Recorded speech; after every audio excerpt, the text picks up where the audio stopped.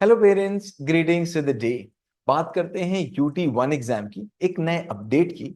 UT one exam में एक नया सब्जेक्ट ऐड हो गया है, एक और पेपर ऐड हो गया है। लेकिन चिंता ना करें, यह खुशी की बात है कि आपको उसके लिए कोई भी तैयारी नहीं करनी है। ये पेपर कब होगा? 17 मार्च को होगा। आई एम सो सॉरी, 17 मई को होगा। और ग्रेड वन से लेकिन ग्रेड एट तक सभी बच्चों के लिए मैंडेट होगा। ये कौन सा सब्जेक्ट होगा? ये वही सब्जेक्ट होगा जिस पर हम बहुत ध्यान देना चाह रहे हैं इस साल। आपके बच्चे के स्पेलिंग एरर्स पे, और आपके बच्चे के वर्ड चॉइसेस पे, चॉइसेस ऑफ वर्ड्स पे, और उसकी वोकैबुलरी पे, ताकि उसका लिखा हुआ थोड़ा ज्यादा प्रेजेंटेबल हो।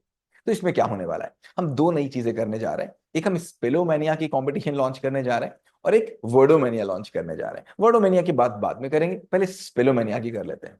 स्पेलोमैनिया का जो पहला राउंड होगा वो होगा 17 मई को, ग्रेड वन से ग्रेड एट की हर एक सेक्शन में। इसमें बच्चे की डे टू डे लाइफ के जो वर्ड्स होते हैं, इसका कोई बच्चे की बुक से मतलब नहीं है, कोई बच्चे की कॉपी से मतलब नहीं है। डे टू डे लाइफ के जो वर्ड्स होते हैं, जो एक उस क्लास के बच्चे को आने चाहिए। जैसे ग्रेड एट का बच्चा है तो उसको नॉलेज की स्पेलिंग आनी चाहिए, और अगर कोई ग्रेड वन का बच्चा है तो उसको प्ले की, स्पीक की, हैप्पी की स्पेलिंग आनी चाहिए। इन स्पेलिंग्स पे बेस्ड एक ओलंपियाड लेवल का पेपर होगा, जिसका सैंपल पेपर आपके पास आ जाएगा। 17 को होगा। और उसमें से बच्चे जो शॉर्टेस्ट होंगे वो सेकेंड राउंड में जाएंगे, स्पेलोमेनिया के सेकेंड राउंड में। ये सेकेंड राउंड में कितने बच्चे जाएंगे और क्या सिलेक्शन क्राइटेरिया होगा? तो जो बच्चे 100% मार्क्स लाएंगे वो तो सारे चले जाएंगे।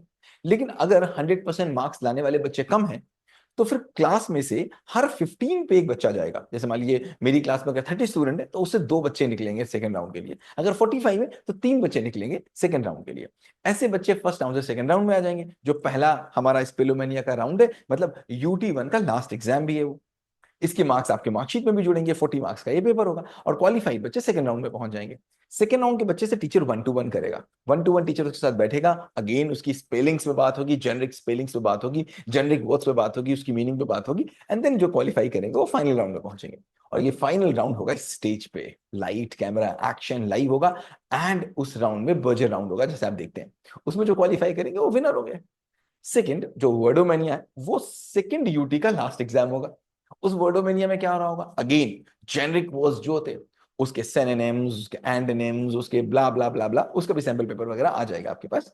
तो हम चाहते हैं पूरे साल भर, इस साल आपने देखा ही है क्रिएटिव इंग्लिश हमने शुरू किया है, हर सब्जेक्ट में उसको ऐड करना शुरू किया। हम चाहते हैं बच्चे की नजर वर्ड्स के ऊपर चली जाए। हम चाहते हैं बच्चे की नजर वर्ड के जो फॉर्मेशन पे चली जाए, ताकि उसका राइटिंग बहुत अच्छी हो जाए। एक बात और भी समझ लीजिए, जब आप बोलते हैं चैप्टर पढ़ लिया, तो चैप्टर पढ़ लिया कि जब आप बात बोलते हैं तो चैप्टर क्या है और क्यों समझ में नहीं आता? चैप्टर क्या है? Chapter is group of sentence, group of paragraphs.